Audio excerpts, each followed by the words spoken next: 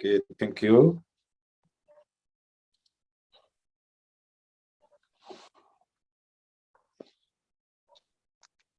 Live so video jana, thank you. Hospital or other hospital. Ay oza kasu kai de oza. Ay adum ay si YouTube simta live ano da taw ke taw. WhatsApp tam pirang wi ge to ka. An taw ke taw. Yes, taw.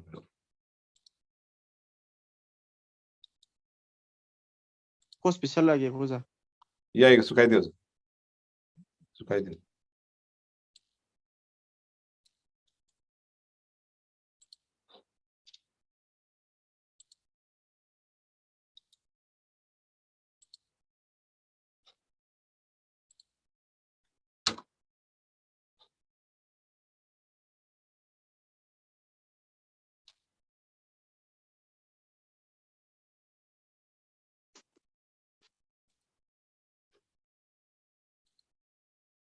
Okay, thank you very much. I'm Thagaturi, Rev.Dr.Kh.Pradeepkumar.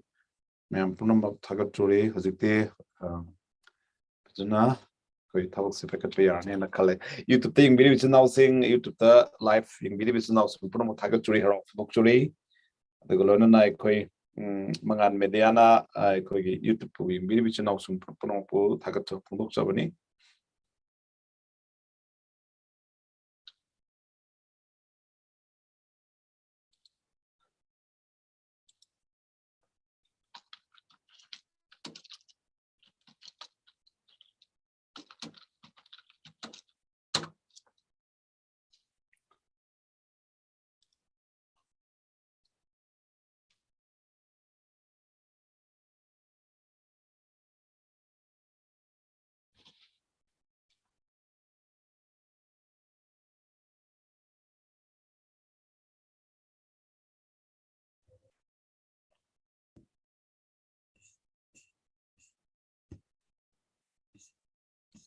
Welcome, Oza Sujit Lamabam. Thank you. Welcome. Maroin Ozaran Jit Thagaturi am Pasanga si Ozagi Sinari Sham Pasare. Okay.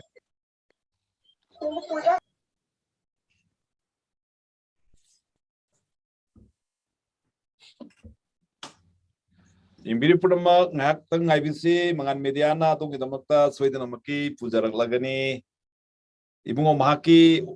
Warina Pictalaba, Ahana Peter commentary, Iviriba, Rev.Dr.Kh.Pradeepkumar, Galuna, Haktang Makilari, Ibimatang, the Quickana Nabagi, Zaloksa Gaduni. Haiba Laricase 2022 Gioina, Shimukrada, Sunday School Parawina Tamnarani, Haibagi. Chepa Hazaba Tamopadagi, Hariba Laricase, Miamda, Carmine Tobun Hibado Queen in Nagadorini, Adana Yabidiba, the YouTube team, which now Sumpunama, I could welcome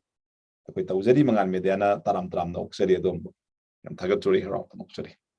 The Koyabi, which now Sumpunama, when Hatang, I mean, say a quick Sigi guess, do a quiet Tumatam Sangani, at some program of Atlanto. Bong Sab Lozeraga, Mangan Media, we in Vidiba.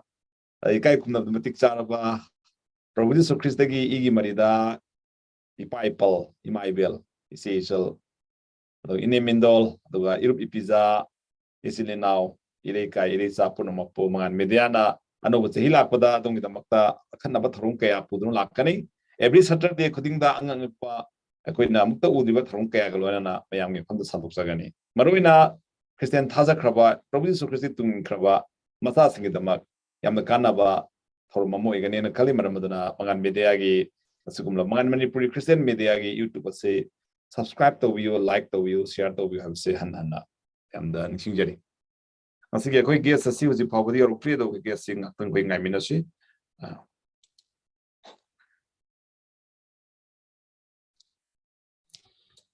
Was a video on Toro Dum Saru Yaba Natroza? Yeah. Thank you. Okay.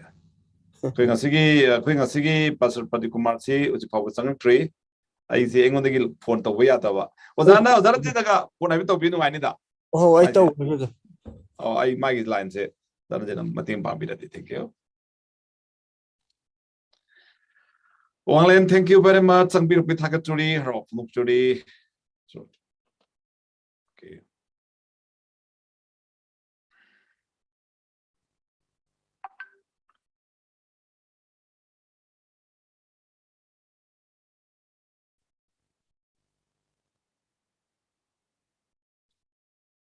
Ma'am Punamal, YouTube the Ingrid Series now in Punamanga. I call phone number pizza river, Amokani 8119955 ta Adongi compliment the Gadomna, Simba, Wangsing, Ado Hambir Payagani, the Tarang Lajay. Muka Nitin the gay YouTube the Ingrid Series now sing phone number 8119955 ta. Koi tang call to biro aduga sige gas asiga dum direct interaction program sem jana batarang to juri yang pernah maksud kami nasi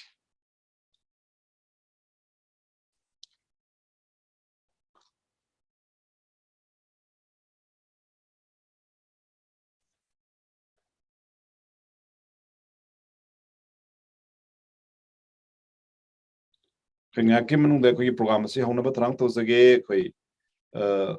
koi kasi gas atau si power sang pri memang ngatung waru suara ngai bio aduga muka di sini sege mangan media na mangan Manipuri Christian media ki YouTube te yang video channel sing pernah mangna Adomna aduga loida na koi na pizza riba number 8119955 ta koi phone to birak tuna ngasigi sum laba program si suga binaba ningsingjeri mem punama taram nuksari mangan media gi phambak ta lingsin birak leba ngasigi biur punama aduga loida na wa birak punama sorgi mingda taram nuksari koi thu bada koi gas sangsala ya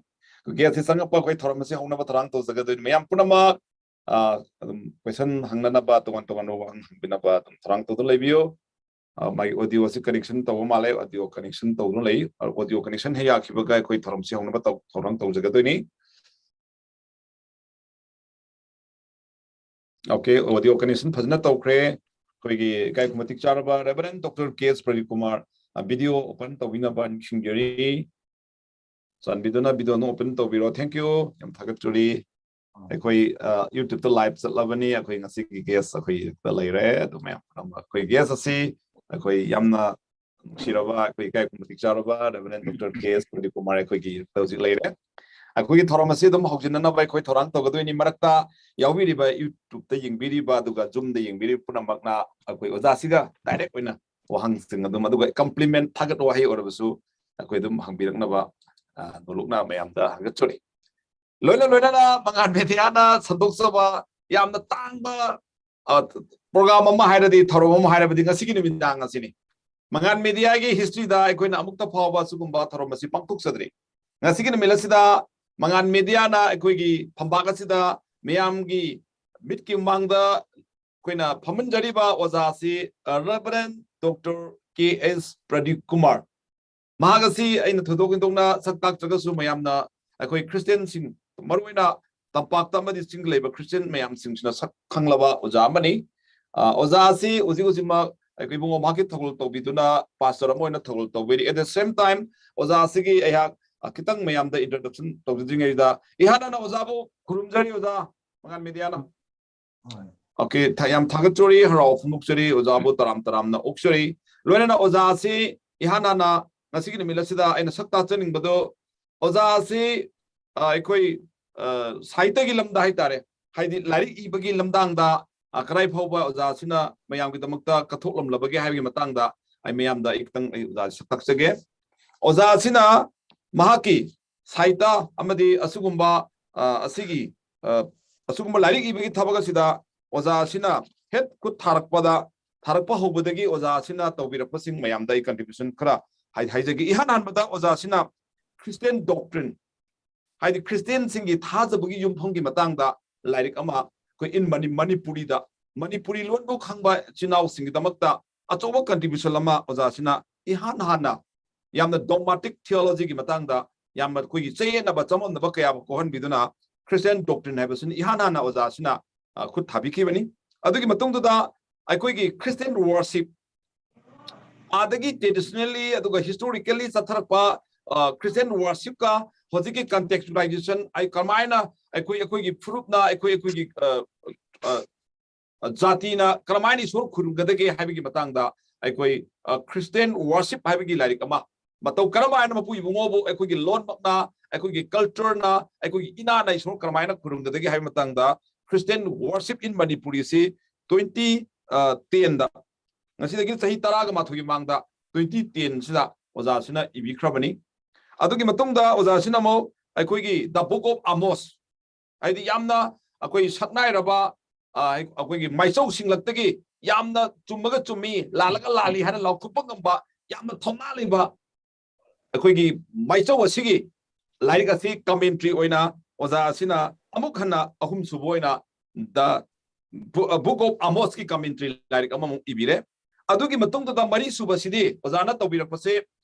ꯑꯩꯈꯣꯏꯒꯤ ꯆꯥꯎꯈꯠꯂꯕ ꯃꯤꯖꯣꯔꯥꯝ ꯍꯥꯏꯕ ꯂꯩꯕꯥꯛ ꯑꯁꯤꯒꯤ ꯃꯈꯣꯏꯅ ꯏꯟꯇꯔꯃꯦꯗꯤꯌꯦꯠꯇ ꯁꯟꯗꯦ ꯁ꯭ꯀꯨꯜꯒꯤ ꯏꯟꯇꯔꯃꯦꯗꯤꯌꯦꯠꯇ ꯀꯔꯝꯍꯥꯏꯅ ꯃꯈꯣꯏꯅ ꯂꯥꯏꯔꯤꯛ ꯇꯝꯕꯤꯕꯒꯦ ꯍꯥꯏꯕ ꯃꯇꯥꯡꯁꯤꯗ ꯑꯣꯖꯥꯁꯤꯅ ꯊꯋꯥꯏ ꯌꯥꯎꯕꯗꯒꯤ ꯏꯟꯇꯔꯃꯦꯗꯤꯌꯦꯠꯀꯤ ꯃꯤꯖꯣꯒꯤ ꯂꯣꯟꯗꯒꯤ ꯃꯩꯇꯩꯂꯣꯟꯗ ꯃꯅꯤꯄꯨꯔꯤ ꯂꯣꯟꯗ ꯑꯣꯖꯥꯅ ꯑꯃꯨꯛ ꯏꯟꯇꯔꯄ꯭ꯔꯤꯇꯦꯁꯟ ꯇꯧꯕꯤꯕꯅꯤ ꯑꯣꯖꯥꯁꯤꯅ ꯑꯗꯨꯒ ꯃꯁꯤꯅ ꯃꯔꯤꯁꯨꯕꯅꯤ ꯑꯗꯨꯒ ꯑꯩꯈꯣꯏꯒꯤ ꯃꯉꯥꯁꯨꯕ ꯂꯥꯏꯔꯤꯛ ꯑꯁꯤꯁꯨ ꯌꯥꯝꯅ ꯂꯨꯕ ꯑꯩꯈꯣꯏ ꯗꯣꯛꯃꯥ ꯁꯤꯜꯐꯤꯌꯥꯅ ꯍꯥꯏꯕꯗꯤ ꯑꯁꯤꯒꯨꯝꯕ ꯊꯥꯖꯕꯒꯤ ꯌꯨꯝꯐꯝ ꯑꯁꯦ ꯑꯃꯨꯛ ꯍꯦꯟꯅ ꯑꯩꯈꯣꯏꯒꯤ ꯃꯌꯦꯛ ꯁꯦꯡꯅ ꯁꯟꯗꯣꯛꯅ ꯇꯥꯛꯄꯒꯤ ꯂꯥꯏꯔꯤꯛ ꯑꯁꯤ ꯑꯃꯨꯛ ꯃꯤꯖꯣ ꯂꯣꯟꯗꯒꯤ ꯑꯃꯨꯛ ꯑꯣꯖꯥꯅ ꯇ꯭ꯔꯥꯟꯁꯂꯦꯠ ꯇꯧꯕꯤꯕꯅꯤ ꯑꯁꯨꯃꯥꯏꯅ ꯂꯥꯏꯔꯤꯛ ꯃꯉꯥ ꯏꯔꯕ ꯃꯇꯨꯡꯗ ꯑꯣꯖꯥꯅ ꯍꯧꯖꯤꯛꯐꯥꯎ ꯈꯨꯠ ꯊꯥꯕꯤꯔꯤꯕ ꯂꯣꯏꯈ꯭ꯔꯕ ꯂꯥꯏꯔꯤꯛꯀꯤ ꯃꯅꯨꯡꯗ ꯍꯧꯖꯤꯛ 2022ꯗ ꯁꯟꯗꯦ ꯁ꯭ꯀꯨꯜ ꯇꯝꯒꯗꯧꯔꯤꯕ ꯑꯍꯥꯟꯕ ꯄꯤꯇꯔ ꯍꯥꯏꯔꯤꯕ ꯂꯥꯏꯔꯤꯛ ꯑꯁꯤꯒꯤ ꯀꯃꯦꯟꯇ꯭ꯔꯤ ꯑꯃꯨꯛ ꯏꯗꯨꯅ 2022 ꯑꯁꯤꯗ ꯑꯣꯖꯥꯅ ꯑꯩꯈꯣꯏ ꯃꯅꯤꯄꯨꯔꯤ ꯂꯣꯟ ꯈꯪꯕ ꯈ꯭ꯔꯤꯁꯇꯤꯌꯥꯟꯁꯤꯡꯒꯤꯗꯃꯛ ꯌꯥꯝꯅ ꯆꯥꯎꯕ ꯀꯟꯇ꯭ꯔꯤꯕ꯭ꯌꯨꯁꯟ ꯑꯃ ꯑꯣꯖꯥꯅ ꯇꯧꯕꯤꯔꯦ ꯑꯗꯨꯒꯤꯗꯃꯛ ꯑꯣꯖꯥꯕꯨ ꯏꯍꯥꯟ ꯍꯥꯟꯅ ꯃꯈꯣꯏꯅ ꯊꯥꯒꯠꯆꯔꯤ ꯍꯥꯏꯕꯗꯤ ꯍꯔꯥꯎ ꯐꯣꯡꯗꯣꯛꯆꯔꯤ ꯑꯣꯖꯥ ꯑꯗꯨꯒ ꯂꯣꯏꯅꯅ ꯌꯥꯝꯅ ꯅꯨꯡꯉꯥꯏꯔꯤꯕ ꯑꯃꯅ ꯍꯥꯏꯔꯤꯕ ꯃꯌꯥꯝ ꯁꯛꯈꯪꯕꯤꯗꯨꯅ ꯑꯩꯈꯣꯏꯒꯤ doctor Ambedkar fellowship national award ꯑꯁꯤ 2012ꯇ ꯑꯣꯖꯥ ꯑꯁꯤ ꯑꯩꯈꯣꯏꯒꯤ ꯚꯥꯔꯇꯤꯌꯥ ꯗꯂꯤꯠ ꯁꯥꯍꯤꯇ꯭ꯌ ꯑꯦꯀꯥꯗꯃꯤ ꯅ꯭ꯌꯨ ꯗꯤꯜꯂꯤꯅ ꯅꯦꯁꯅꯦꯜ ꯑꯦꯋꯥꯔꯗ ꯑꯃ ꯄꯤꯔꯛꯇꯨꯅ ꯑꯣꯖꯥꯁꯤ ꯑꯦꯋꯥꯔꯗꯤ ꯑꯃ ꯑꯣꯏꯈꯤꯕꯅꯤ ꯌꯥꯝꯅ ꯉꯛꯄꯗꯤ ꯑꯩꯈꯣꯏꯒꯤ ꯃꯩꯇꯩꯁꯤꯡꯒꯤ ꯃꯔꯛꯇ ꯂꯩꯕ ꯄꯥꯁꯇꯔꯁꯤꯡꯒꯤ ꯃꯅꯨꯡꯗ ꯃꯄꯨ ꯏꯄꯨꯒꯤ ꯂꯥꯏꯔꯤꯛ ꯏꯕꯒꯤꯗꯃꯛ ꯑꯆꯧꯕ ꯊꯧꯗꯥꯡ ꯀꯌꯥ ꯂꯧꯕꯒꯤꯗꯃꯛ ꯅꯦꯁꯅꯦꯜ ꯑꯦꯋꯥꯔꯗꯤ ꯑꯃ ꯑꯣꯏꯅꯁꯨ ꯑꯣꯖꯥꯅ ꯑꯁꯤꯒꯨꯝꯕ ꯊꯕꯛ ꯑꯁꯤ ꯇꯧꯕꯤꯕꯒꯤꯗꯃꯛ ꯅꯦꯁꯅꯦꯜꯁꯤꯅ ꯏꯀꯥꯏ ꯈꯨꯝꯅꯕ ꯑꯩꯈꯣꯏ ꯉꯁꯤꯒꯤ ꯑꯩꯈꯣꯏꯒꯤ ꯚꯥꯔꯠꯁꯤꯅ ꯏꯀꯥꯏ ꯈꯨꯝꯅꯕꯒꯤ ꯑꯗꯨꯒꯨꯝꯕ ꯑꯦꯋꯥꯔꯗ ꯑꯃꯁꯨ ꯐꯪꯈ꯭ꯔꯦ ꯑꯗꯨꯒ ꯂꯣꯏꯅꯅ ꯍꯧꯖꯤꯛꯁꯤ ꯑꯣꯖꯥꯁꯤ ꯑꯩꯈꯣꯏ ꯈ꯭ꯔꯤꯁꯇꯤꯌꯟ ꯁꯥꯍꯤꯇ꯭ꯌ ꯄꯔꯤꯁꯠ ꯃꯅꯤꯄꯨꯔꯒꯤ ꯍꯧꯖꯤꯛ ꯁꯨꯝ ꯄ꯭ꯔꯁꯤꯗꯦꯟ ꯑꯣꯏꯕꯤꯔꯤꯕꯅꯤ ꯈ꯭ꯔꯤꯁꯇꯤꯌꯟ ꯂꯤꯇꯔꯦꯆꯔ ꯃꯌꯥꯝꯁꯤꯡ ꯑꯁꯤꯕꯨ ꯉꯥꯛ ꯁꯦꯟꯅ ꯊꯝꯕ ꯑꯃꯗꯤ ꯃꯁꯤꯕꯨ ꯍꯦꯟꯅ ꯗꯤꯕ꯭ꯂꯞꯃꯦꯟ ꯇꯧꯕ ꯌꯥꯅꯕꯒꯤꯗꯃꯛꯇ ꯑꯣꯖꯥ ꯑꯁꯤ ꯍꯧꯖꯤꯛꯃꯛ ꯈ꯭ꯔꯤꯁꯇꯤꯌꯟ ꯁꯥꯍꯤꯇ꯭ꯌ ꯄꯔꯤꯁꯠ ꯃꯅꯤꯄꯨꯔꯒꯤ ꯑꯣꯖꯥꯅ ꯄ꯭ꯔꯁꯤꯗꯦꯟ ꯑꯣꯏꯕꯤꯔꯤꯕꯅꯤ ꯑꯣꯖꯥ ꯑꯗꯨꯒ ꯂꯣꯏꯅꯅ ꯍꯧꯖꯤꯛꯃꯛꯁꯨ ꯑꯣꯖꯥꯅ ꯑꯩꯈꯣꯏ ꯀꯣꯔꯤꯌꯥꯒꯤ ꯌꯥꯝꯅ ꯂꯨꯔꯕ ꯑꯩꯈꯣꯏꯒꯤ ꯑꯗꯨꯒꯨꯝꯕ ꯂꯥꯏꯔꯤꯛ ꯑꯃ ꯏꯪꯂꯤꯁꯇꯒꯤ ꯍꯧꯖꯤꯛ ꯇ꯭ꯔꯥꯟꯁꯂꯦꯠ ꯇꯧꯅꯅꯕ ꯍꯧꯖꯤꯛ tangkai yokselé adusu mayam amuk asigi larik asi kana basi amuk ozan lorok patam da nei nagadoni asu yamna chawba contribution ama ozana akoi tobi basigi dama ihan hamada mangan media na amadi manipuri lon khangba christian singna ozabu thodo indopa isurgi lebak chawkhon na thabuk subi dama thagar phondok jari amadi haro phondok jari ozabu loina na ngasigi numidang asida ozana ahan peter hebel larik ase karmaina ozagi thamoi da phoruk padagi ibno haibagi matang ase mayamda oza samlamna khitang thambi se oza mangal media bu thagat chari aduga mangal media gi makoi ankarna matik cha da baibu yamna thagat pibasida ai thanda khanjaruga yamna noluk chai yamna matik cha da bani haina lowi Christian gi literature se ai literature department da ai punsi se horak matam da aina theological graduate lower matung da literature department da work to me madu da press ta matam khara lerame ekoi gi goodwill press leiba matam duda madu da goodwill press ta proof dealer oina ekoi lerame madu da gi ibagi amasung larik nambagi matang asida aingonda achoba impact ama leki madudagi ibasi adum matang adum aigi hainabi oina adum lakhre aduga is koijam haidana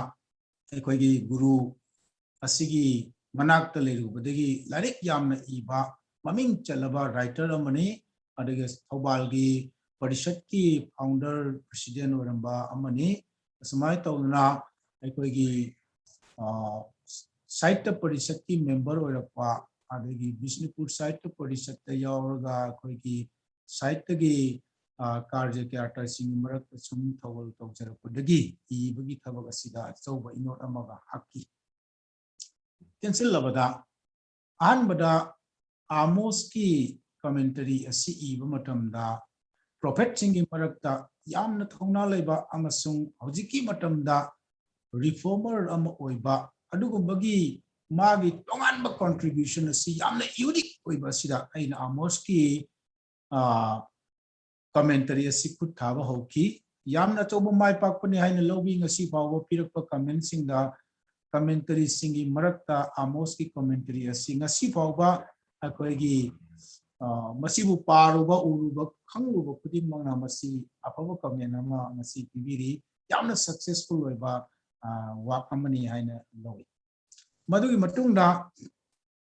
karigidamakta Peter gi punsi Peter gi larekta kuthari bano haibo Peter is the first disciples Jesus Christ ki ahanba kauba sebok singi marakta Peter amasung Andrew Jacob amasung John asi biblically proof tawraba ahanba disciples amani aduga Jesus gi magi thawal tawba punsida Peter Jacob John haiba makoi ahum asi kak thadokna kidraba Jesus Christ ki whole life ki history sida inner circle sing manungda leiba aduga apostle singi luchingba sebok singi disciple singi leadership role lo kiba aduga mahakna disciple sing sigi spokesperson ne makas anba miracles machamagna ishing matakta kongna chatpa Japoda asiba gatanba sebok sing marakta ihananba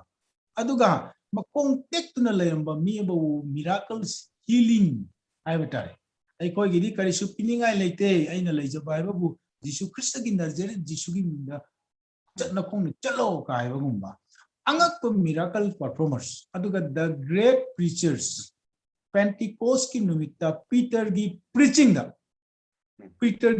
the more than 3,000 people first convert in the history aduna Acts of Apostles si paruba matamda more than half of the Acts of Apostles gi books in se Peter gi work na toy then Peter gi matungda Paul na amuk sandokiba Paul Sila amasung Timothy Paul na Timothy bu macha oina loina kibukumna Peter na su magi matam masina Mark ase aigi chanupa haina kauraga aduna the first part of the Acts pa concept single lyric haiba sigi historical background si yenglugo matamda Peter gi work asina tangkai saruk tangkai hena masigi Acts of Apostle gi lyric si munna paba matamda work of the Peter na Jerusalem dagi Samaria da Judea da man gospel the first gospel preaching among the non-Jews was none other than Peter. Asikum laba magi Peter the Great Prabhu Jesus Christ makna Petra haina kauduna the rock haina haikiba Simon Peter aduga Kaipa haina sukoba mahaki Peter aduga the first ever bishop of Rome Roman Church Chaugraba Roman Empire gi manungda Rome gi church ki anba bishop oiki apostle singi manungda asumaina organized church amagi leadership role lo ki basi atai apostle singdadi atangbo adumaina Peter gi top magul magi mo moto magi theology Peter said taseng na magharap da mase Hebrew background leiraga Galil da leiba Hebrew ki background gi mai maming si Simeon haiba Simon haiba Greek ki background leiraga da mase Peter haiba Aramaic phajana khangba Aramaic community da tona na leiba gi maram mai maming si Kaipa Sifa haina kauba asikom laba matam dugi Hebrew Greek Aramaic lon ba jati ahumgi itil masak pachana khambang ngamba nipa amakoi Peters aduga moreover Peter gi yum mase gal torbal dal leiba Capernaum haibasi Galil gi magi Peter gi manem poksu leiba mapam mase headquarter the first headquarter of Jesus and his apostles Jishu masung maki sebok singi anba sebok singi headquarters Capernaum do Magi Mayum do Adum Laba Yamna Maming Lairaba Shabok Singi Marakta whenever the name of the apostles are listed in the Bible, Peter came first. Peter na Anbane, Peter Hibasiti Loina Hawa. Jishubu Shiba Matamda Mongpamda eyewitness Oina Anba Ukibasi Peter Oina. Aduna the first place Jishuna Kunamakaki Anba Oibasi Yamna lay. Maramaduna Marks Sebok singing Marakta. Why did Chawa Hamak Hyperpan Banuai Tragasu, the great leader among the apostles? Maramaduna Magi theology Karamina Toboge, salvation Simana Karamina Nangami, Karaman Santomi, Christian character di Matanga, Anba Peter Asida Isagi. Karam minus salvation di matangda, aran kubang di matangda, tajabas di matangda, persecution di matangda, lakadawa, tabang pan si lorega lakadawa di matangda, karam but theology label di hay si mun na tidok papam dagi, Peter gilari kasi ay nizaki bani, aduga irole bada panjani mo amana. Peter na iba matamda age 64 to 69 gi marak. Rome the Christians in Port matang machi horapada the climax Roman emperor the great persecutor Nero na panba matamda makasi Rome the church killing boy aduda Jew singbu Christian sing Port naibagi maraktagi Jew singbu Roman sing respect torami Jew ni haradi kharap farami adubu Nero gi or neighbor matam dadi Jehudi haiba khakte Gentile haiba khakte amat khakna ot nai khalak pa asida masigi marak asida prithvi pumnam Roman Empire hairam nimne prithvi pumnam aksida lairiba Christian sing se awa bata re maramaduna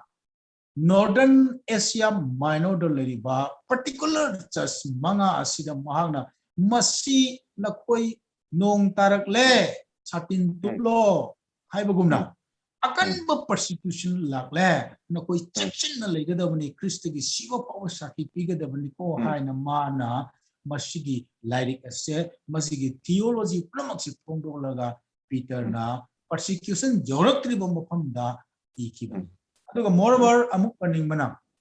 Peter gi sithi asi icham chamba personal letter oina low de masigi epistle sibu general epistle sign ko Catholic epistle karigidamukta general epistle Catholic epistle haribasi maru ori banu haibabu matam amakhakta confine tawba yaba wahi natum mafam amakhakki confine tawba yaba wahi natum jati amakhakki confine tawba yaba nataba jati punamak prithvi da lakadori basinga tharaga mafam punamak leba Christian singa thajaba matam punamakta Sanagadava, Adugum, Chanaraba theological book amoy, Maramna, general epistle Sanago. Aduna, Peter Gichiti as a Yamla unique Catholic epistles. Me Punamaki Chanagadava, Chat Punamaki Chanagadava, Aura Miron Punamaki Chanagadava, Mang Baladava, Adugum, Wahi, Maramna Masi, general epistle Hinakawe, Masi Lariga said. Yam number oibani masi pa basi yam kanagani magi Peter gi theology khangba yam kanagani Christian ni chakhatani haina madu wakhal londagi Peter gi lari asida khuthaji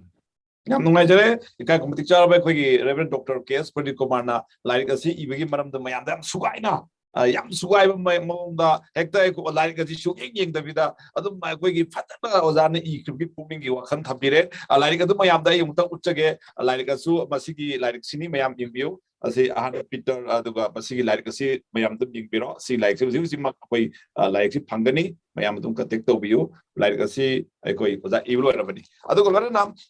khoi amuk khangjaning masi masigi lari kasi ibagi ato khoi gi tung manungda isiel ma lari kasi pajarbada han basida awaba khara thengnakhibagi khara uye aduga masigi se khoi covid ki matam sida isone people gifted amani so haye si matang si kamai na awaba thengnakhi haibdo sida oina uzabadadi si leibham leitadana dukan thong hangdadana kai go khara manungda wa miyam thengnakhi masi like si ibada asai matang sida amta samlapa telamna ta haibiu kayam yam na wa phangki masi like si iwono mase kai kumna jariba India ki Prime Minister na akoi ki janta curfew haina hairam jiti kawu kauna re mamings okay janta curfew haina lepak punamaki curfew lauki madudagi ikui kuidana akoi pukham tinba adagi thongrao hangdokna tawbagi matam da lockdown haibasi total lockdown ni kanama thokoi adi adu matam da Manipur da akoi Imphal sir da nupi macha amakak coronavirus naba kinaba hojikti mi yamna nara adi kinadre matam du matam da kinaba matam lai layong si sukang khangnadri ngai da di phamung matakta prang prang jongbadongna tawba video thagat pa viral loiba matam du da kanamatta mapan thokoi yadaba aduga lockdown ahan ba horako matam di police na siren khonglaga amna laida si oina thima maram bi maram na dukan hangba mat leite mi su mapanam thokpa yadaba da chesu leitaba aduga ai wakalonadi hairiba lockdown asi kuidabunu haibu khangdabanina lockdown manung asida larik asmatang ihorage haina kanna khalakpadagi dukan da chatpani adu dukan do khangna chapa dukan mak natta soi khoi masak khangbi boibunina che chang pibire ade kolom singbo mating pangbiraga adumai to kolom kaya di loi gige oza kolom kaya di loi gige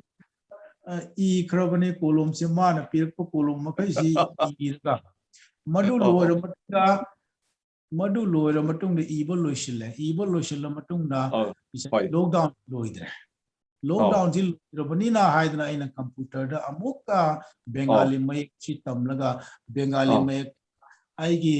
like ase page 198 ni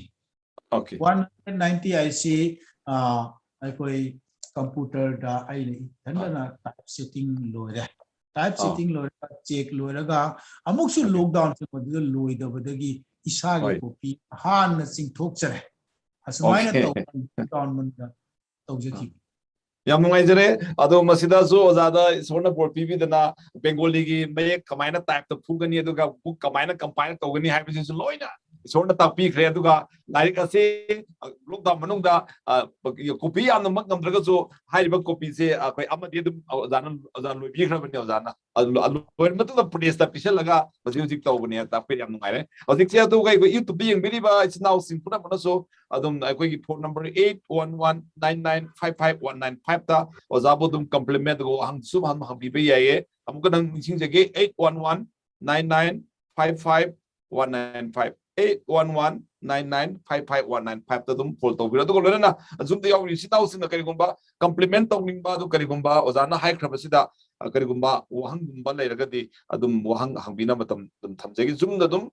hangbiro adum audio lo thopira dum hangbiro sa ahan bada aigi site gi hangjage okay od hangbini se oza khoi pastor ranjit ni oza hangbiro oza hangbiro ozana huji iri basi bengali mai na obira broja adu matang kadam ki bani adu bengali mai okay adu aina sum pamjabado ja hoise ahan jing budi bengali mai se khara pa badi thuknaiye adu horaiba na hajing sidi mitai maye ama fazana pa ba thuknare ado newspaper ju mathang chahidagi di mitai mek su olani na sman jo haina khabeju haina gi beju laigre aduna mitai maye sima du darka lere aduga khoi gi english na roman maye haitare oja masisu yam kanagadrana khalle पाबा थोक्तबा मिसिंगसे Roman number मयक से खोइ church ताजु याम Dimal लैबा Bengali मेसु पा थोक्तबा अदगी मैते मेसु पाबा थोक्तबा सुम याम लेबसिदा सुम आइना सुम पामजबा हाइबा तारो हौरकलिबा मिरोल सिंगिदमा खल्लगा सि लाइफ पारगा मी मयाम से चेंज तो होगदोबनिना ओके खंजबनि ओजा yam nungai jero za pakhum kumbise oza masigi khoi phambi ba guest na dum guest ki wakhana kai lebe ki to tabisi masi matam gi poni matam gi mioi duna pamba matam gi mioi duna haina ba pota ai koi ki pak chauna la de si pana na ba gi damata roman script to orsu maiti mekto orsu masi publication to ba gi matam ma laki gani haina ai adum thamjak aina masi hiding ba ma khaktang di pakon chato pol na su mamal yam laba wahi ke hairam Okay. pakon setpa pol na hairam bagum na Peter na kari hairam mi haibase amna maroi basing si ay nga si kitang mind thousanding haita Peter gi laring si chapter 5 ho katan yam in ba laring mi Kahan Peter gi laksil lu puting laksil lu isen kangu na ko yeng na bidia bo na kongli mo nong sagum na kana gum mo sa thong na ko chale na ko tha jab chet na le tu na mayok no haibase Prithvi de leba Christian kodik mana khang da ba ya da ba amasung khang la ba Peter gi wai si Peter gi wai si kayamna magi strong oige powerful oige ba diabol na sathong na ba ti hai ba magi Bible verse Prithvi de Christian na mo ra masi khang da ba le adagi amu tangai padana natana tawning na tawbana na sidong karam da na puning chang na ko inarakta le riba yaw sa oda kano phol ama lai amta khut chage phol ama lai ka hello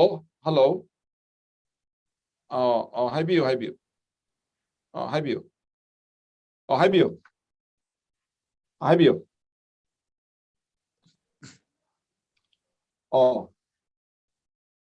oi Okay. Tawbirese akoigi ngai khungdagi elder Dr. KS akoigi oza Sumurjini larik ibada yamna yam harau khungduksei haina phonda tawbire oza yam thagatchari oza thambisi oza okay KS Sumurjini thagat phongdukpire thank you okay bakhata bisi adagi Peter gi wai sida isagi nakoi gi narakta leriba yaw sing sangudu sendong karam daduna makoi bu sibiu nakoi da sinaki ba sing aduda mapugum nataduna ko yaw sangudu gi pandam oyu kai ba Peter gi wai si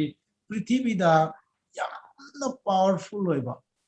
wai amani masi khangdaba Christian kaya leram wai na khali mana phongdo isi phate tangai phadana natana tawning na tawbana haibani tawning na tawbana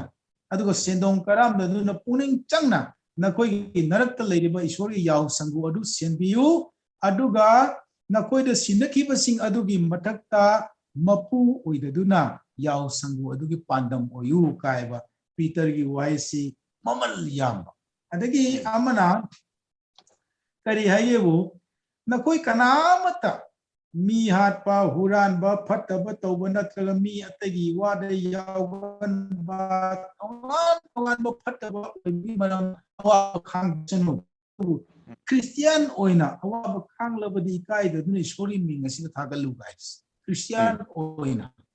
awa ba khang bo ore basu adagi Prabhu gi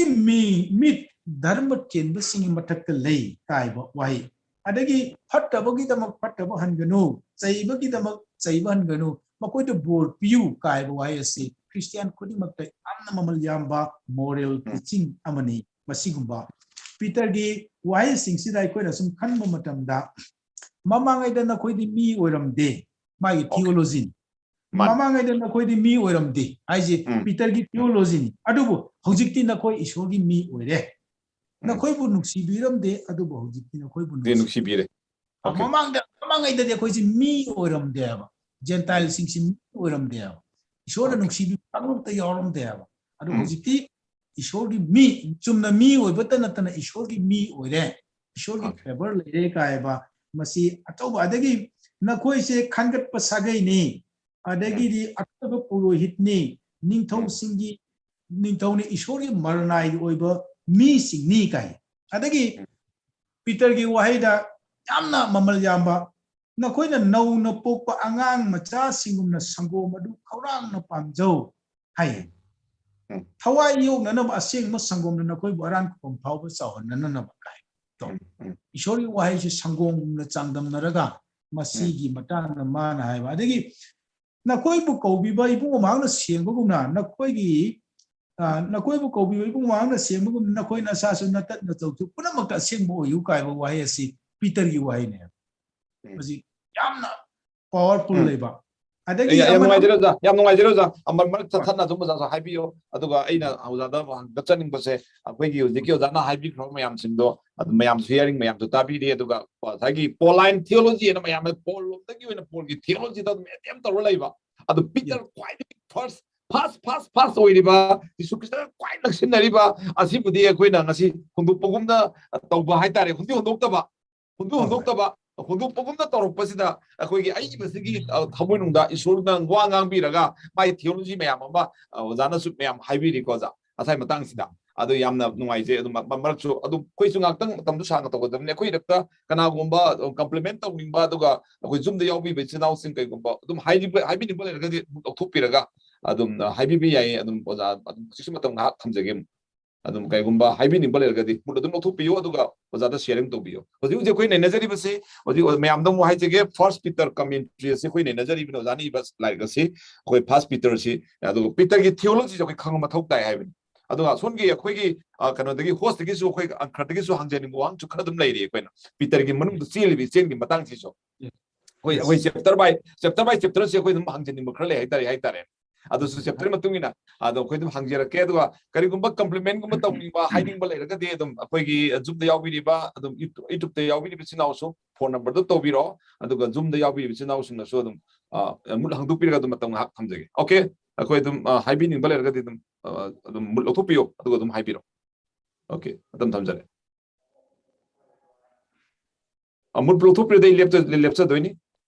mul otopio ga adum hibiro okay How's Pudi later the Mutopiroko, Mulotopa Mido and the Yangelisida, I Chinazari, and Matampi. Yamwaja, Asagi, a Peter Mahaki, Tianava, 100 Peter say, a Padupaga Katani, a Wahisu Yamgana, a Yamba, Wahid in Nate, Adu Magi, a Peter Magi, Hau Padagina, a Hau Padagina, my Wahiki, how to hold a Paitar, introduction, the Gimana, a way Tagalapa, the Gimagi, a Kotorpagi, Monsi, Adu Makoi, Uzabamatamda. Community Ujare, Han Basida Mana, Quigi, Silu Pire, Adugolona, Matang the area, Samatone, I think Matung the Mahana, a Quigi,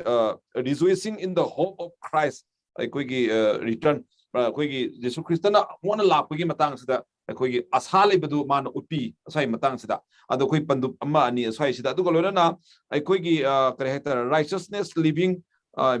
because of the hope, Aduga renewal. For God's people, Akoigi Anona Muknok, Tokadoma Tang, Marina, Padu Ohumsi, Padu Ohungi Matansi, Aswagi Matansi, I am a Christian ethical issue, ethics like that. So Yam Yawa and a Kale. Other who was a debate Riva, Akoigi, Yamda, Akoigi Hectare, Yamda Simupta, Yamgana, burning with a Portumas in the Yawi. Okay, baptism in Matang, so we treat that 3 chapter 3, I 16, 17 or 20, 21, 22. So I just Pazana Koi Upang Hazariba. Heidi baptized over say a Koi Manungi Pata of the Panati, Habugum, Suori Hazariba, theology, real theology never. Maggie say the Pizzaris, as Wagi Matansi, real theology, a period theology say, I go in a Hundupugna Quichatli. I go in a Kanagum Krana, baptized over the Arankum, Pangaka and Hainaga. Baptized in the Lucena, and Badu Peter get theology the day a baptism city, a quickie Manung Tangba, Moliba, a quickie Papa city, Maduna, Kupunati, Habugumba, a quick Matang, I could A. Walk locally, Samatans. Peter theology. I Peter theology, as I have a good money. Madi Manzona, Mana, I Ishingi Mana, significant to me, Ishing the baptized of Madame to my making a man who lives that. Madam, we know why is also man is significant to only Madansida. My theology is very river. Ising the baptized of Madans who are getting a Siboda. Ising baptized. As why Madansida, I have better my theology is to make English. Mioibagi perspective hyper. Evangelist or evangelical Yam or missing the Bible zip Pavatamda. Karamina evangelism that apply to Ziga evangelistic word, evangelistic sentence to more yang revivalist in the Bible si Pavatam da Karamina Masit has over the revival Pangaki hyper Bible verse yang boy Mamichida Madu Katang Pang Ida Lana Song Foga. When a Bible Pavatam da revivalist prophetic Karo Oiba Awa Kang a chung Mamibu to Tomiba Christian Gi Lapta Chazachida. I don't know. ꯑꯄꯦꯟꯕ ꯑꯣꯏꯗꯦ ꯍꯥꯏꯅ ꯈꯟꯕ ꯃꯁꯤ prophetic mind ꯀꯧꯏ change ꯄꯨꯔꯛꯍꯟꯅꯤꯡꯉꯤ ꯍꯥꯏꯅ ꯈꯟꯕ ꯀꯥꯡꯕꯨꯁꯤꯡꯅ Bible ꯑꯁꯤ ꯄꯥꯔꯒ ꯃꯈꯣꯏꯅ ꯄ꯭ꯔꯤꯆꯔꯁꯤ ꯑꯣꯏꯕ ꯃꯇꯝꯗ ꯑꯁꯤꯒꯨꯝꯕ ꯈ꯭ꯔꯤꯁꯇꯤꯌꯥꯟꯁꯤꯡꯗ ꯆꯨꯝꯊꯣꯛꯄ ꯌꯥꯕꯁꯤꯡꯁꯤ ꯃꯣꯏ ꯃꯃꯤꯠꯇ ꯆꯥꯎꯅ ꯑꯗꯨꯝ ꯕꯥꯏꯕꯜꯁꯤꯗ ꯎꯔꯒ ꯆꯠꯂꯤ ꯊꯤꯑꯣꯂꯣꯖꯤ ꯍꯥꯏꯕꯁꯤꯅ theological background dagi deep theological thinking leba misingna bible as yengba matamda as a whole hobade loi pawsida ishorna miyoibada takningi ba ishorna mayek singa ningi ba area si karino haina yenge adudane akoina peter gi lyrics si yengba matamda theology gi maike dagi yengba matamda di hobade loi ba full of theologies aduga chumna koi Christian gi moral collector kangbu yengba ama yengba kangbu na mana pamba sing yenga sakhiba koi gi yaude na moi khalamgani adumaina adai ne ba sai Pauline theology kan nei taugi se yam yaure Paul da di na Peter si da yaw da bu da Pauline theology da Paul si yam evangelistic oiba maramna pap ki matang asida Romans chapter 3 aside horalaga Romans chapter 1 dagi Paul ki theology di kaino abu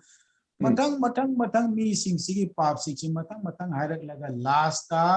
judi sa na koisu haibane amase amos ki theological presentation approach ne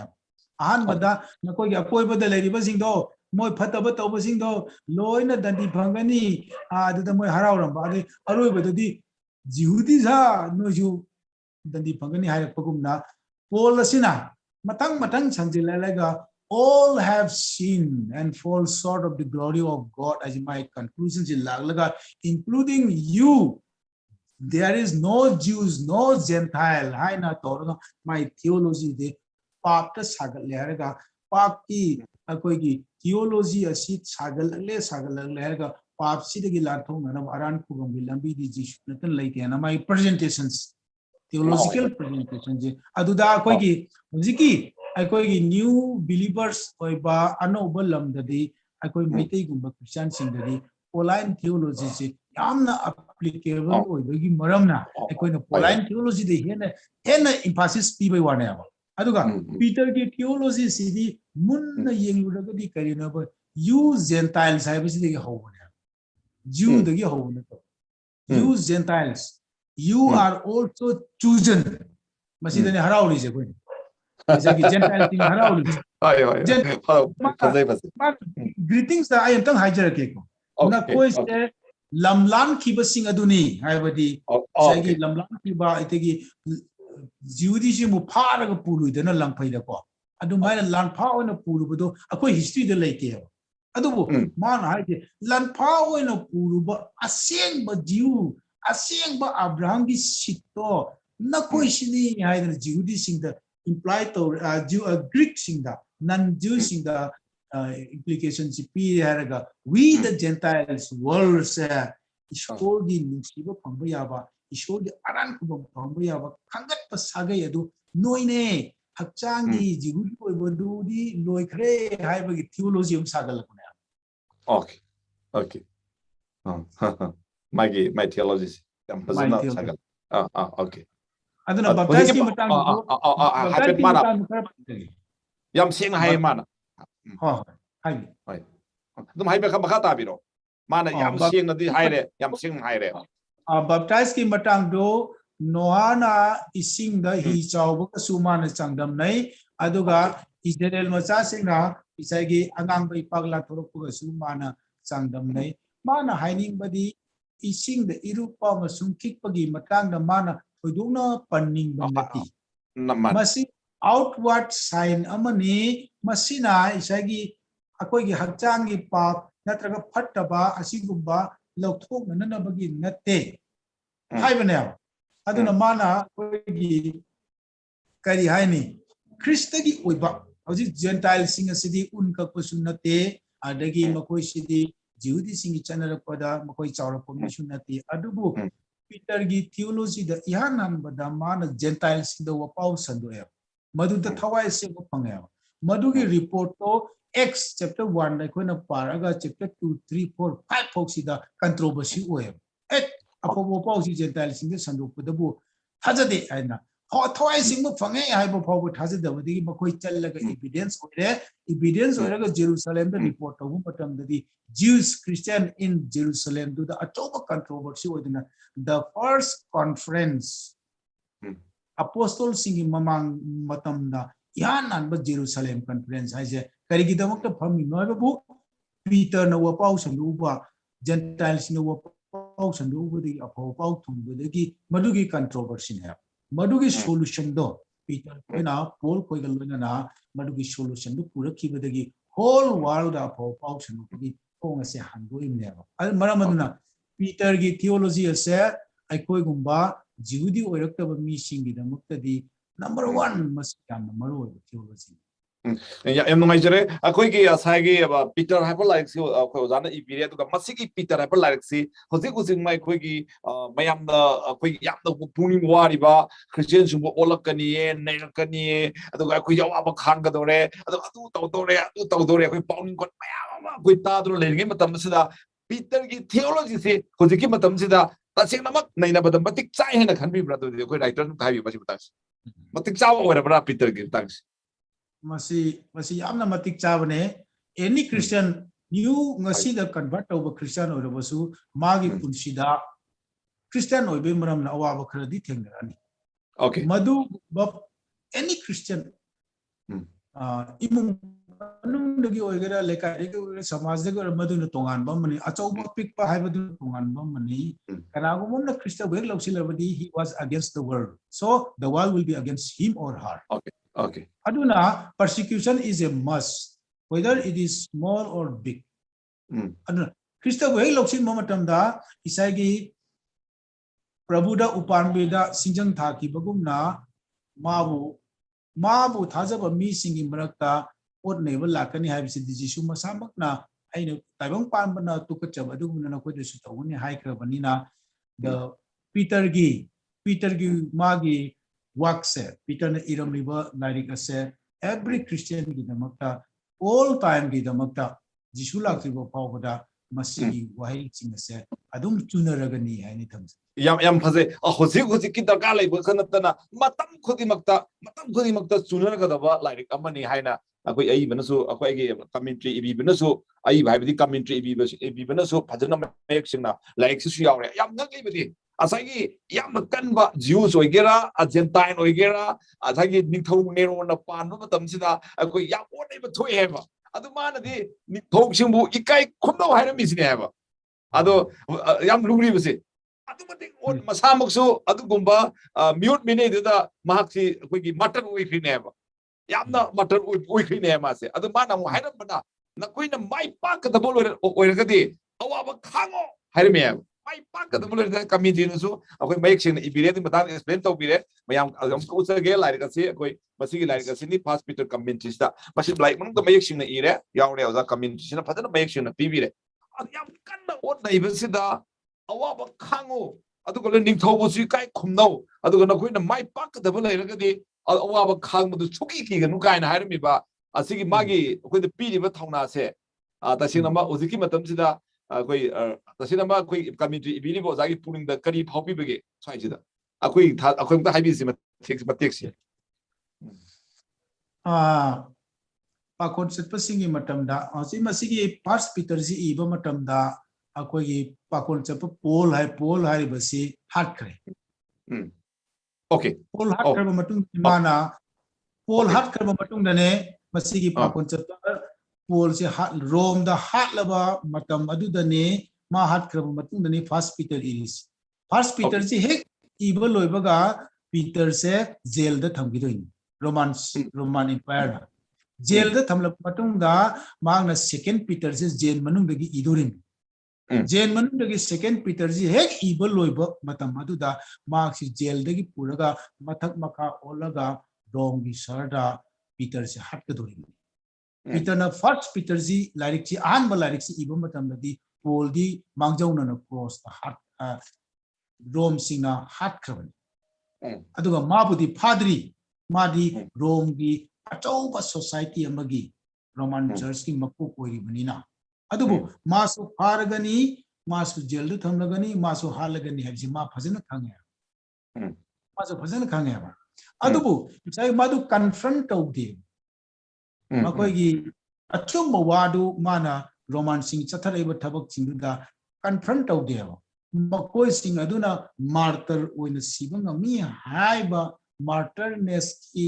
power do makoi de lei habsi utpuduna martyr singi katok ki bagi I aduna ngasi TV puna maksida apo pau si sandok dul oye marodane mana magi justification do masana protect tona na ba ai bo happy dana na ba ai achum aduna ana ma haide madugi point of view dagi yenglako matam dasu leipak ngakpasing na leipak singda ngakpasing se na koina ilu haibagi Peter gi theology gi maru umadi kari na haibabu you must be best citizen hai you must be the best citizen Isho thajaba mi legani thajadaba mi legani lepangak pa mi ama legani lepangak pu digi makha aduda leiba praja singi marakta isho thajaba na koina the best citizen oigada bani hiram kuding makta obedience oiba hiram kuding makta achumbada sarkar ya thangin ba mi oiraga citizen singi marakta champion oiba citizen do na koin oigada bani mana kari hai sarga gi praja oibanina taibang pan gi praja dagi di mikok ngbo praja oigada bani maram aduna ni mana respect the authorities obey their commands and hires Okay, yang nungai jeri yang phajaba sai gi challenging oiba akoi Christian singna thengna ka do bolai raba adu akoi Christian singna di kaya thengna ba pam do mi su yam lei thengna ta ba kan hon ba su lei do thengdi thengna do ba ilai lei ro polama Peter na ngarang su ngasi su hayeng su thenar ga do polama theology ma akoi ngasi mita akoi thambiram ba se akoi community no su akoi oja se thopire ado asu oji oja na hai kraba sing da kana gumba akoi interact tawning ba gumba adi kari gumba compliment tawning ba gumba akoi ge YouTube ta Bili by China 811-9955195 tadum full to be to akui raksida ojana ojipo high kramsida akui taseng nama akui gi first Peter haiba larika se akui Sunday school gi damakta akui thorang tawjabani ojasuna sa khrata su tamna bagi ko do thorang tawnari ado masi taseng nama akui gi leiriba Manipuri leiri khangba Christian jingna akui tambada yamna kanaba oigadra haibasi ojana haibi kramsida akui marak yawiriba Zoom the outreach now seen them come in front TV mixing Jaredum reaction Ozagi is a Basil Mahi and how the right of Mayam Digi Mayam Ozasun Hapotabison Oduga Mayam Digi I interaction to Bina mixing Jari. I don't know how to Pio Ozagi to is the complement PBO to supplement PBO Mulotopio. You'll be listening. Ja aigi chatagi Oh okay Habio. Rev.Dr.Kh.Pradeep se yam harauje koi iramdam masida leibiram baje yam thagatse Okay akoi gi demakta yamna mitna singba akoi gi tungi punsironda yamna lambi yatpiram bai tare lamyan bai batare yam bai isona chu ojagi mathakta loina bidana ojagi maram mapana akoi ju afaba mirol adu ora poisano sum khangjaning bani ojana di khangani na khalle usagi achau acha anga mathau singi makha polu hadu matam tu ti rom gi sarkar gi makha da leirambanina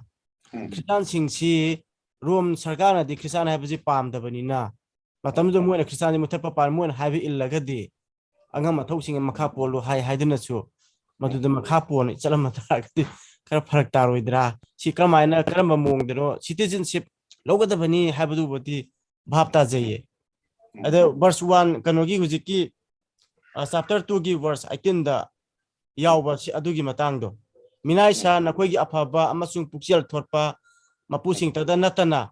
nungthoi gan badasu matik chana ki bagaloina na nakoina makha polu haidana chumani iba ma yaweba ani ojanu haiki baduda sum ningsing jabani oja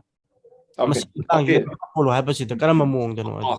Okay, thank you. Yam thagat chore. Ado sai Peter na so haibam lei. Na koi na mai pak ka ko lei ragadi. Haidi Jesu Christ gi damukta ni tawle mong chawkat kani haina khangbo wata gadi. No koi na awa ba no koi na tamma kai di khango ka haib mana hairi ko. Ada sai ni thau dum puning ho mangam ba di ka haib tu ni mana haini gi ba theology so do mane na kal lei. Ni thau tu puning ho ga di. Ani thau constitution puning ho ngai ni adu maram da aku mali bisa khol ni thau constitution matam dagi chakhol puduna. Adu chakhol ni adu gi theology su yo bazala. So them, although hanging is at the top, high meaning, haibiro atai so dum khumba yana na ba atai haibining ba leibra mul lothopira dum haibiro adum mul lothopira ga dum mayam dage dum ai kamel lojari dum haibiro tabi ba leraga dum yaubiri ba YouTube ta oro aduga Zoom da oro dum haibiro okay Hoji Paudi kanamte koi mul lothoptre adum mayam si abi mal ena khale adum nungairi adum khumbi se koi ngasi gi koi gi ozana khumbi se ma asiki ozagi ozana ki pa Peter chapter 3 first Peter chapter 3 da verse 13 da akoina lepa ki angam mathau singi makha pon ba hain hai mati lepa ki among athau singi makha pon geda basi amas na koina apabu oyu adugi maram da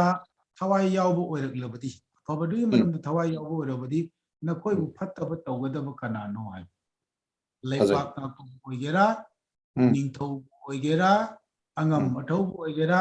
na koina leiriba lepa aduda na koina apabada apabagi maram da thawai yawna hona ba kanglup oirabadi ningthau oigera lepa ngapa oigera na koina thakka sagi aranba makoina tawroi adumo na koina dharma chenbagi dam awa khanglagadi adumoina mo na koina apaba tawna apaba tawna mapu singa natraga atopa singna awaba pining labadi haibani yai paba mu oi maramdi makoi ki kianba kiganu wasu waganu tongu sunna koi ki thaman da kristaba prabhu ni haina yazau na koi ki nungda leriba kauranga ningba du maram na koi ni hingiba mi kudingda humnanaba matam leba kibita taurang tawdun layu adu pungning tapna amasung kina to hairiba tabak singase na koina apapa oiduna leiringai maksidasu thagat piba phangdrabadi maduda lakpa persecution do na koi kigenu hayone adu thabak kuding magase hatu na puning decision lodana na koina thabak amatta tawganu tungda kari lakani mangda kari thokri habisi munna laga thabak khongthang singji thangjelu habani aduga ai amatang haijage Peter na ngasigi magi theology asida nakoi gi natakta leba ningthau sing oigera lepa ngakpa sing oigera makoi bu karisu thawoiganu nakoi na tawgatawu taw haina haibo oiram tadi ngasi malem da christian sing yamna awaba phibum malem da leba christian kuding mangna america da leba christian kuding mangna politics tadi yaudраga politics ta chingbiri ba mi singi damakta prayer to bidna aikogi president he is our president, he is our prime minister, he will do best for his citizen hai na aikoi da thajaba thamlaga apaba kaya mangsu tawi sarkar na phataba kaya mangsu tawi aikoi thajaba sing loina khangi adubu sarkar ni hairaga aikoi understanding loraga prithvi gi lepak pi ningthau singi angam mathau singi makada ngasi Christian singna yamna phajaba citizenship right amago loina na pangthokliba aikogi performance asidi it is very appreciated maramaduna asigumba general advice hai tare generally advice tobune lepanga ko singi makha polu anga mathau singi makha polu hai base aikoi Christian da ethics ta general gi oiba implication khara lei chaurangna mi hat kanu haiba mi hat kanu aji mi halu ana injin ba apaba thabak nate mi hat kanu ai basi isor gi yathang piri ba isor maksina hatlu aida makoi bu nung na tharaga halu yamna chumna sak pija dadana halu mathan chijagi ni kai ba nataba nung na tharaga hat na ba ain piri ba isor na adu mana general speaking to matam dadi mi hat kanu mi hat kanu aduna isagi Christian ki asigumba general instruction asi yamna pai masina Christian chibu mi hat pa yade haba guide tawi adubu mi hat pa yade haba leiragasu makoi samaj da kairakadawa generation to generation da akaiba pirakadawa orabudi maku maralgi matungina nakoina amamam to oina nung thadun hatkadawani haiba judi singi matakta ain se piri aduna generally speaking lepang na ngak pasing nang haibo makai yetu jet ilu haibagi artharom da nati generally speaking wherever you are na no lemo mafom puding makta madu gi lepang ngak liba ain chalai ri singbu respect toduna makoi gi mienga apu citizen namo oina leyu haibagi general instruction namane A to Z each and every person da each and every order of the government akoi loina ingadawani loina chakadawani haiba 10 commandment gumna haiba makti nati Okay. Okay. Okay. Yamna marik sumba pakhumsu okay commentary biriba commentary sembiriba zana maxina thambire akoi am ethical problem ni ethical issue mani Christian singna akoi da ot nai bada akoi na khanga da wa busing chang kadai phongno akoi na dum khangi awa ba chang si yore hai ba akoi na khangi aduga akoi mai yang kan aduga beam hai buse akoi Christian gi expert adu ngasi gi Peter gi theology sina takpadi akoi Christian punchi di awa nang di nangada bani hai simdi shenge awa nang gi soine nangada bani hai bisi shenge hiram mada oro yam thagat churi hara phonok churi oda oduga hojikti akoi matam chu tum loi chalak labani na ay mayam da muka hai jage akoi gi first Peter haiba akoi gi lairi ka se akoi gi Sunday school yam tam kana baduga with syllabus kolona na lairaba dum lairi amani adu church ki sinau sing na masigi first Peter commentary se ta Sunday school tam bitra ka so masigi lairi ka se amutang akoi tho to matam da akoi Christian gi punsida tong Peter gi theology ma make sure ubi gani hai base mayam da muka ai haijage haribo lairi ka se wayam tang haijau gi Haibio. Ozarajiki wang duda maru eba phumduna yauri Peter da iba masigi first letter ase Peter basamang na piru bunati masi matang pothang puhallaga masi yauki gedawni masigi chithi ase hek phangba matamda Peter gi life ki loishin ki ba yaba filmdele maramaduna Peter na hojiki angam mathau sing ningthau singi makha polu haibasi phajana mana iba amasu changi magi chithi asi protect tawnana bagi damakta adu ma chithi asi iba mi si kanano haibasi mana masak takti aduga mana code language mayam ama sijinai code language sijinaba matam chida kari hai Babylon leiba Babylon kai bo wahi si sijinai Rome si Babylon aina mana palli adu maina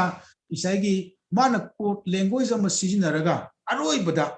yamna sathina ordinary ba nero ka si mahagna masida code language sijinaraga mahagna pibani madugi code language singa se hazaba singa di Babylon haiba matam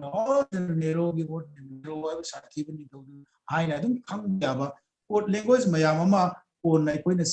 mana sijinare aduna ahu matam da mahagna yamna phajaba icham chamba chithi amoina saraga manung sida phumlaga Peter gi theology si uraga chatpani maramaduna lepaki ningthau angam mathau singbusu khara thagat wai hairaga masi ga chap manaba apocalyptic sign koba lyric lei apocalyptic lyric ki aubudagi loibo pawa ko language ngakta atup wa ngakta pandam ngakta jinglai ngakta nganglaga sijinaba singase code language haina ko maramaduna Peter na code language kasu Peter gi lyric asi khangi angam mathau singi makha polo hai basi khangi amasung aikoi conscience na khangi madudi kayam yam na koi ingadawono kayam yam na iloidawono koi thajabad sokpa kari legi hai koi na loina khangi adu Christian amu oina lepak ngakpa angam mathau singi makha polu nolu no leyu hai basi di generally the best message. Okay. Yamna phajaba koi theology gi mai phamda next na highway khre aduga matamdu da koi gi thongna matamda oteba kanbanina si thimi isu lamhang da pa do limni pa khata ga di christian me am so pan ba legadra haibumba aduga code language me am sinare adi matung da di kata ko matra da di koi gi Jesus Christ si arang mapuni kai si ectus kaina hai ni Jesus Christa theos da gi koi soteria kaina no maina ectus kai la ini koi maina I TISUS kasi actors kai la ini haiba code language me am sinare ne ba hai di ut ba kan da gi moi da code language sinara ka da aran khung gi wasi hai du me na Peter na so akoi gi ut nei ba Paul so hatu khrabani na just leadership yam tang chil la bani na ꯆꯔꯁꯨ ꯊꯣꯛꯇ ꯌꯥꯗꯕꯅꯤ ꯑꯗꯥꯏ call language ꯁꯤꯖꯤꯟꯅꯕꯅꯤ ꯍꯥꯏꯅ ꯑꯩꯈꯣꯏ ꯇꯥꯛꯄꯤꯈ꯭ꯔꯦ ꯑꯗꯨꯅ ꯌꯥꯝ ꯅꯨꯡꯉꯥꯏꯖꯔꯦ ꯍꯔꯥꯎ ꯐꯣꯡꯗꯣꯛꯆꯔꯤ ꯑꯩꯈꯣꯏ ꯑꯁꯤꯒꯨꯝꯕ ꯌꯥꯝ ꯃꯃꯜ ꯌꯥꯝꯕ ꯉꯁꯤꯒꯤ ꯃꯅꯤꯄꯨꯔꯁꯤꯗ ꯑꯩꯈꯣꯏ ꯄꯤꯇꯔꯒꯤ ꯊꯤꯑꯣꯂꯣꯖꯤꯕꯨ ꯑꯩꯈꯣꯏ ꯀꯃꯦꯟꯇ꯭ꯔꯤ ꯑꯣꯏꯅ ꯏꯊꯣꯛꯄꯤꯗꯨꯅ ꯐꯖꯅ ꯃꯌꯥꯝꯗ ꯁꯛ ꯇꯥꯛꯄꯤꯔꯤꯕ ꯔꯦꯚꯦꯟ ꯗꯣꯛꯇꯔ ꯀꯦ.ꯑꯦꯁ. ꯄ꯭ꯔꯗꯤꯞꯀꯨꯃꯥꯔ ꯌꯥꯝ ꯊꯥꯒꯠꯆꯔꯤ ꯍꯔꯥꯎ ꯐꯣꯡꯗꯣꯛꯆꯔꯤ ꯏꯔꯣꯏꯂꯕꯁꯤꯗ ꯑꯩꯈꯣꯏ ꯑꯣꯖꯥꯅ ꯑꯔꯣꯏꯕꯒꯤ ꯋꯥꯐꯝ ꯈꯔ ꯊꯝꯕꯤꯔꯒ ꯑꯩꯈꯣꯏ ꯊꯧꯔꯝ ꯂꯣꯏꯁꯤꯟꯖꯅꯕ ꯇꯧꯁꯤ ꯑꯣꯖꯥꯒꯤ ꯋꯥꯈꯜꯂꯣꯟ ꯈꯔ ꯑꯃꯨꯛ ꯃꯈꯥ ꯇꯥꯕꯤꯁꯤ ꯑꯣꯖꯥ ꯀꯃꯦꯟꯇꯔꯤ ꯑꯗꯨꯒ ꯑꯩꯈꯣꯏꯒꯤ ꯊꯤꯑꯣꯂꯣꯖꯤ ꯍꯥꯏꯕꯁꯤ ꯈ꯭ꯔꯤꯁꯇꯤꯌꯥꯟꯒꯤ ꯂꯨꯆꯤꯡꯕꯁꯤꯡ ꯑꯗꯨꯒ ꯈ꯭ꯔꯤꯁꯇꯤꯌꯥꯟ ꯑꯣꯏꯔꯕꯁꯤꯡꯅ ꯇꯉꯥꯏ ꯐꯗꯅ ꯈꯪꯃꯤꯟꯅꯅꯤꯡꯉꯤ ꯑꯩꯈꯣꯏꯅ ꯆꯨꯝꯅ ꯕꯥꯏꯕꯜꯗ ꯈ꯭ꯔꯤꯁꯇꯤꯌꯥꯟꯁꯤꯡꯅ ꯇꯧꯕ ꯌꯥꯕ ꯌꯥꯗꯕ ꯃꯣꯔꯦꯜ ꯇꯤꯆꯤꯡꯒꯤ ꯃꯇꯥꯡꯗ ꯑꯦꯊꯤꯛꯁꯀꯤ ꯃꯇꯥꯡꯗ ꯑꯗꯒꯤ ꯃꯤꯕꯨ ꯊꯥꯖꯕꯒꯤ ꯑꯦꯚꯥꯟꯖꯦꯂꯤꯖꯝꯒꯤ ꯃꯇꯥꯡꯗ ꯑꯩꯈꯣꯏꯅ ꯅꯩꯅꯕꯁꯨ ꯒꯣꯁꯄꯦꯜꯒꯤ ꯍꯔꯥꯎ ꯅꯨꯡꯉꯥꯏꯒꯤ ꯅꯩꯅꯕꯁꯨ ꯌꯥꯝꯅ ꯗꯔꯀꯥꯔ ꯑꯣꯏ ꯑꯗꯨꯕꯨ ꯈ꯭ꯋꯥꯏꯗꯒꯤ ꯑꯇꯣꯞꯄꯗꯤ ꯃꯥꯒꯤ ꯊꯤꯑꯣꯂꯣꯖꯤ ꯍꯥꯏꯕꯁꯤꯅꯤ ꯑꯗꯨꯅ ꯅꯨꯡꯒꯤ ꯑꯣꯏꯕ ꯕꯥꯏꯕꯜꯅ ꯑꯩꯈꯣꯏꯗ ꯄ꯭ꯔꯖꯦꯟ ꯇꯧꯅꯤꯡꯉꯤꯕ ꯑꯁꯤ ꯃꯆꯥ ꯈꯥꯏꯅ ꯈꯪꯂꯒꯗꯤ ꯑꯩꯈꯣꯏꯅ ꯕꯥꯏꯕꯜ ꯑꯁꯤ ꯄꯨꯂꯞꯀꯤ ꯃꯍꯥꯎ ꯑꯁꯤ ꯐꯪꯒꯅꯤ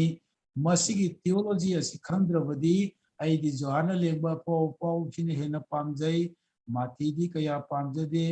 ꯑꯗꯨꯒ ꯔꯣꯝꯒꯤ ꯆꯤꯊꯤꯗꯤ ꯌꯥꯝꯅ ꯄꯥꯝꯖꯩ ꯖꯥꯀꯣꯕꯀꯤ ꯆꯤꯊꯤꯗꯤ ꯄꯥꯝꯗꯦ ꯍꯥꯏꯕꯒꯨꯝꯕ ꯑꯩꯈꯣꯏꯗ ꯁꯦꯂꯦꯛꯇꯤꯚ ꯑꯣꯏꯕ ꯋꯥꯈꯜꯁꯤ ꯂꯩꯔꯛꯀꯅꯤ ꯑꯗꯨꯅ ꯕꯥꯏꯕꯜꯁꯤꯗ ꯂꯩꯔꯤꯕ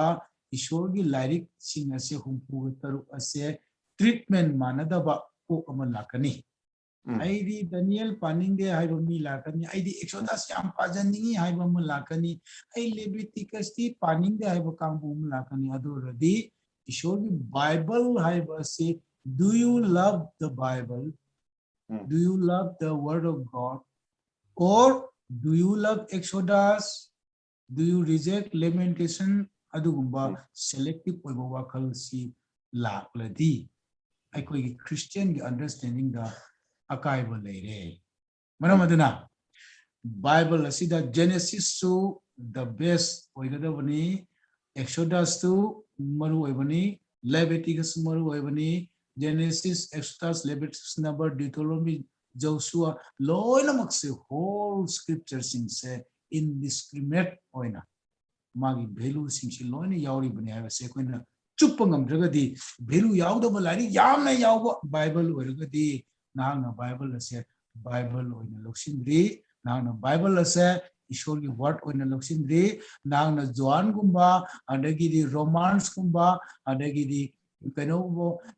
some portion of the Bible di nang isori wahi ni lori adu rabdi what is our faith ikogi haja basi kadai no aduna scripture as a whole masibu Bible kawi masibu holy Bible kawi nang na holy Bible ase